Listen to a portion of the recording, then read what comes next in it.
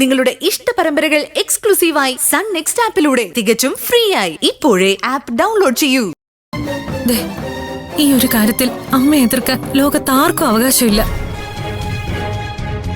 പിന്നെ അമ്മയും അച്ഛനുമാണ് ആദ്യം അവരെ ചെന്ന് കണ്ട് വാക്കുകൊടുത്തത്, പ്രതീക്ഷ നൽകിയത്.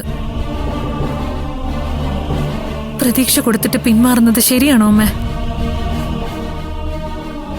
പിന്നെ അച്ഛമ്മയുടെ കാര്യം, അച്ഛമ്മന്ന് വെച്ചാ ഞങ്ങൾക്കൊക്കെ ജീവനാ. പക്ഷെ ഇപ്പൊ ഈ കാണിക്കുന്നത് എന്തോ വാശി പോലെയാ.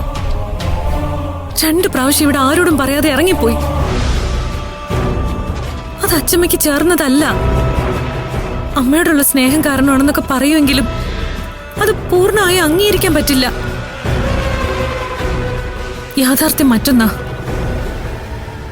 അച്ഛമ്മയ്ക്ക് അഞ്ജനാമ്മയെ ഫേസ് ചെയ്യാൻ കഴിയില്ല. കുറ്റബോധത്തോടെയാ അച്ഛമ്മയ്ക്ക് ആ അഞ്ജനാമ്മയുടെ മുന്നിൽ നിൽക്കാൻ കഴിയൂ.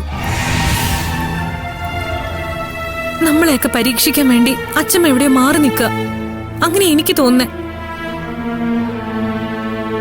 എന്തായാലും പോലീസ് അന്വേഷിക്കുന്നുണ്ട്. നിന്നോട് വാദിച്ച് ജയിക്കാനൊന്നും ഞാനില്ല. ആര് വാദിച്ച് ജയിച്ചാലും തോൽക്കുന്നത് നിന്റെ അമ്മ തന്നെയാ. അത് നീ മറന്നു പോരുത്. ഞാൻ പോന്നു.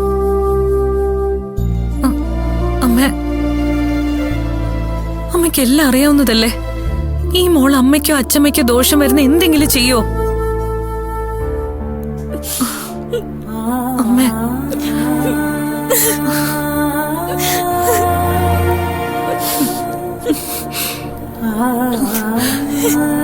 അമ്മ, ഇനി 1000 പോറ്റമ്മമാര് വന്നാലും എനിക്ക് പെറ്റമ്മ തന്നെ എന്റെ അമ്മ. പെറ്റമ്മയോടുള്ള സ്വാതന്ത്ര്യം കൊണ്ടാ ഞാനിപ്പോ എന്തൊക്കെയോ അമ്മയോട് പറഞ്ഞതും. അമ്മയെ തോൽപ്പിക്കാനല്ല, എന്റെ മേലും മധു ആന്റിയുടെ മേലും തെറ്റിദ്ധാരണ ഉണ്ടാവാതിരിക്കാനാ. ഈ കാര്യത്തിൽ എനിക്ക് പ്രത്യേകിച്ച് അഭിപ്രായമൊന്നുമില്ല. അമ്മയെ കണ്ടുപിടിക്കുക എന്നതാണ് എന്റെ ലക്ഷ്യം. ഞാൻ സ്റ്റേഷനിലേക്ക് പോവാ.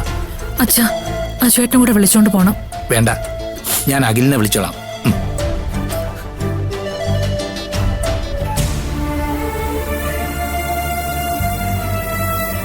അല്ല, അഞ്ജനെ ആജീവനാന്തി ഇവിടെ താമസിപ്പിക്കാനാണോ പ്ലാൻ?